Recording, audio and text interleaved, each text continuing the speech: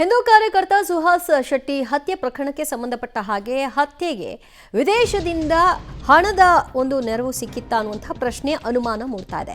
ಸುಹಾಸ್ ಶೆಟ್ಟಿ ಹತ್ಯೆಗೆ ವಿದೇಶದಿಂದ ಹರಿದು ಬಂದಿತ್ತ ಹಣ, ಫಾಜಲ್ ಹತ್ಯೆ ಅರಗಿಸಿಕೊಳ್ಳಲಾಗದ ಪ್ರಭಾವಿಗಳೇ ಫಂಡಿಂಗ್ ಮಾಡಿರುವಂತಹ ಅನುಮಾನವೂ ಕೂಡ ವ್ಯಕ್ತವಾಗ್ತಾ ಇದೆ. ಫಾಜಲ್ ತಮ್ಮ ಆದಲ್ ಜೊತೆ ಫಂಡಿಂಗ್ ನಡೆಸಿದಂತ ಹಲವರು, ಒಬ್ಬೊಬ್ಬರಿಗೂ ಬರೋಬ್ಬರಿ 50 ಲಕ್ಷಕ್ಕೂ ಹೆಚ್ಚು ಹಣ ಸಂಗ್ರಹವಾಗಿರುವಂತಹ ಶಂಕೆ, ಬರೋಬ್ಬರಿ 50 ಲಕ್ಷ ಹಣ ಇದಕ್ಕಾಗಿಯೇ ವಿದೇಶದಿಂದ ಸಂಗ್ರಹ ಆಗಿರುವಂತಹ ಅನುಮಾನವೂ ಕೂಡ ವ್ಯಕ್ತವಾಗಿದೆ. ಕೃತ್ಯದ ಹಿಂದೆ ಅನೇಕ ಕಾಣದ ಕೈವಾಡ ಇದ್ದ ಹಾಗೆ ಕಾಣಿಸ್ತಾ ಇದೆ. ವಿವಿಧ ಬ್ಯಾಂಕ್ ಖಾತೆಗಳ ಪರಿಶೀಲನೆಯಲ್ಲಿ ಪೊಲೀಸರಿದ್ದಾರೆ. ಆತ ಹೇಳಿ ಕೇಳಿ ಫಾಜಲ್ ಬಡ ಕುಟುಂಬ, ಆತನ ತಮ್ಮನಿಗೆ 5 ಲಕ್ಷ ಇದು ಸುಪಾರಿ ಕೊಡೋದಕ್ಕೆ ಎಲ್ಲಿಂದ ಬಂತು ಅನ್ನುವಂತಹ ಪ್ರಶ್ನೆ ಅವತ್ತೇ ಮನೆ ಮಾಡಿತ್ತು. ಅದರ ಬೆನ್ನತ್ತಿರುವಂತಹ ಪೊಲೀಸರು ಈಗ ಆತನ ಬ್ಯಾಂಕ್ ಅಕೌಂಟ್ ಪರಿಶೀಲನೆಗೆ ಇಳಿದಿದ್ದಾರೆ.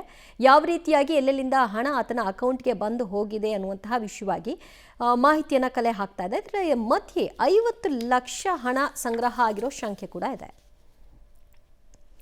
ಮತ್ತಷ್ಟು ಮಾಹಿತಿ ಪಡೆಯೋಣ ನಮ್ಮ ಪ್ರತಿನಿಧಿ ಸುಖಪಾಲ್ರಿಂದ. ಸುಖಪಾಲ್, ವಿದೇಶಿ ನೆರವನ್ನ ಪಡ್ಕೊಳ್ಳಲಾಗಿದೆ ಅನ್ನೋದಕ್ಕೆ ಸಂಬಂಧಪಟ್ಟ ಹಾಗೆ ಏನೆಲ್ಲ ಮಾಹಿತಿಗಳು ಲಭ್ಯವಾಗ್ತಾ ಇದೆ?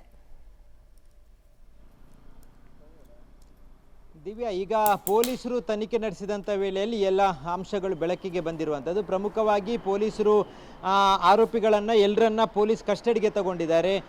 ನಾಳದು ಮೇ 9ನೇ ತಾರೀಕುವರೆಗೆ ಕಸ್ಟಡಿಯಲ್ಲಿ ಇರ್ತಾರೆ. ಹೀಗಾಗಿ ಇವತ್ತು ಸಾಕಷ್ಟು ಮಾಹಿತಿ ಆರೋಪಿಗಳಿಂದ ಕಲೆ ಹಾಕಿದ್ದಾರೆ. ಈ ಕೊಲೆಯ ಉದ್ದೇಶ ಏನು, ಕೊಲೆ ಯಾವ ರೀತಿ ಆಗಿದೆ ಅನ್ನುವಂಥದ್ದು. ಆ ಸಂದರ್ಭದಲ್ಲಿ ಬೆಳಕಿಗೆ ಬಂದಿರುವಂಥ ಮಾಹಿತಿ ಕೇವಲ 5 ಲಕ್ಷಕ್ಕಾಗಿ ಈ ಹತ್ಯೆ ನಡೆದಿಲ್ಲ ಅನ್ನುವಂಥ ಒಂದು ಆಘಾತಕಾರಿ ಮಾಹಿತಿ ಹೊರಗೆ ಬಂದಿರುವಂಥದ್ದು. ಫಾಜಿಲ್ನ ಹತ್ಯೆಗೆ ಪ್ರತಿಕಾರವಾಗಿ ಫಾಜಿಲ್ನ ತಮ್ಮ ಆದಿಲ್ 5 ಲಕ್ಷ ರೂಪಾಯಿನ ಕೊಡ್ತೇನೆ ಅಂತ ಹೇಳಿದ್ದಾನೆ. ಅದರಲ್ಲಿ 3 ಲಕ್ಷವನ್ನು ಮಾತ್ರ ಕೊಟ್ಟಿದ್ದಾನೆ.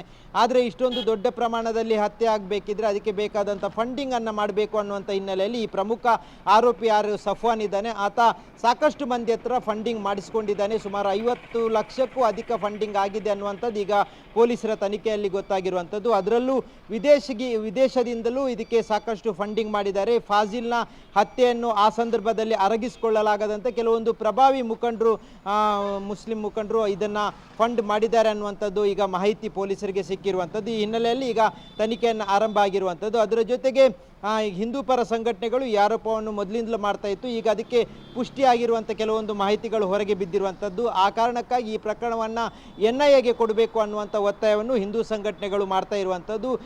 ಕೇವಲ ಈ ಒಂದು ಹತ್ಯೆಯನ್ನು ಇಷ್ಟೇ ಜನರು ಮಾಡಲಿಕ್ಕೆ ಸಾಧ್ಯ ಇಲ್ಲ. ಇದರ ಹಿಂದೆ PFI, ನಿಷೇಧಿತ PFI ಸಂಘಟನೆಗಳು ಇದೆ ಅನ್ನುವಂಥ ಆರೋಪಗಳನ್ನು ಸಹ ಹಿಂದೂ ಸಂಘಟನೆಗಳು ಮಾಡ್ತಾ ಇರುವಂಥದ್ದು. ಈ ಹಿಂದೆ ನಡೆದಿರುವಂಥ ಪ್ರವೀಣ್ ನೆಟ್ಟಾರ್ ಹತ್ಯೆ ಆಗಿರ್ಬೋದು, ಶರತ್ ಮಡಿವಾಳ ಹತ್ಯೆ ಆಗಿರ್ಬೋದು, ದೀಪಕ್ ರಾವ್ ಹತ್ಯೆ ಆಗಿರ್ಬೋದು, ಅದನ್ನು ಹೋಲುವ ರೀತಿಯಲ್ಲೇ ಈ ಹತ್ಯೆಯು ನಡೆದಿದೆ. ಹಾಗಾಗಿ PFIನ ನೇರ ಇದರಲ್ಲಿ ಭಾಗಿ ಇದೆ ಅನ್ನುವಂಥ ಆರೋಪಗಳನ್ನು ಈಗ ಹಿಂದೂ ಸಂಘಟನೆಗಳು ಮಾಡ್ತಾ ಇರುವಂಥದ್ದು. ದಿವ್ಯಾ, ಥ್ಯಾಂಕ್ ಯು ಸುಖಪಾಲ್, ನಿಮ್ಮೆಲ್ಲ ಮಾಹಿತಿಗೆ.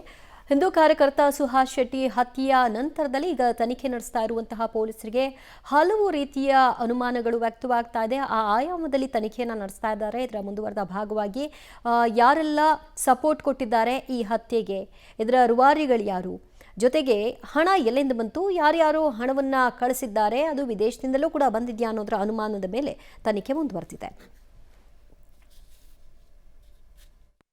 ಮಂಗಳೂರಲ್ಲಿ ನಡೆದಂಥ ಸುಹಾಸ್ ಶೆಟ್ಟಿ ಅವರ ಭೀಕರ ಹತ್ಯೆ ಏನಾಯಿತು, ಇದರ ಹಿಂದೆ ಸ್ಥಳೀಯವಾದಂಥ ದ್ವೇಷದ ರಾಜಕಾರಣ ಅಲ್ಲ, ಇದರ ಹಿಂದೆ ಅಂತಾರಾಷ್ಟ್ರೀಯ ಮಟ್ಟದ ಕೈವಾಡ ಕೂಡ ಇರ್ಬೋದು ಅಂತಕ್ಕಂಥದ್ದು ಇತ್ತೀಚಿನ ದಿನಗಳಲ್ಲಿ ಗೊತ್ತಾಗ್ತಾ ಇರ್ತಕ್ಕಂಥ ಸುದ್ದಿ.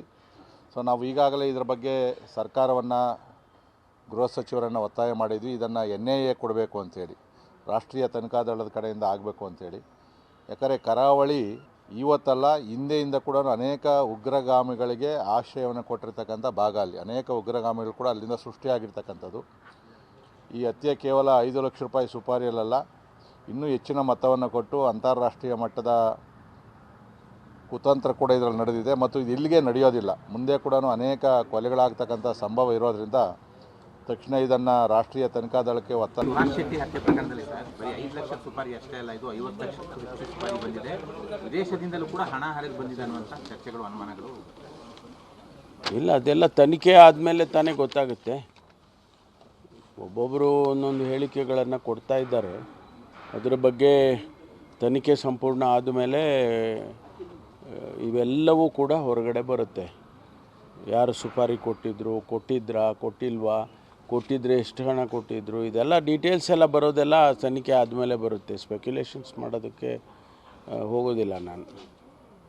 ಈ ಸರ್ ಹರೀಶ್ ಪೂಂಜಾ ಅವರು ಫೇರ್ ಹಾಕಿದಾರಲ್ಲ ಸರ್, ದ್ವೇಷದ ರಾಜಕಾರಣ ಕಾಂಗ್ರೆಸ್ ಮಾಡ್ತಾ ಇದೆ ಅನ್ನೋ ಬಿಜೆಪಿ ನಾಯಕರು ಮಾಡಿದ್ದಾರೆ. ನನಗೆ ಅದ್ರ ಬಗ್ಗೆ, ಈ ದ್ವೇಷದ ರಾಜಕಾರಣದ ಬಗ್ಗೆ ಹೆಚ್ಚು ಮಾಹಿತಿ ಇಲ್ಲ ನನಗೆ. ಅವರು ಹೇಳಿಕೆ ಏನಾದರೂ ಅವರು ಕೊಟ್ಟಿದ್ದರೆ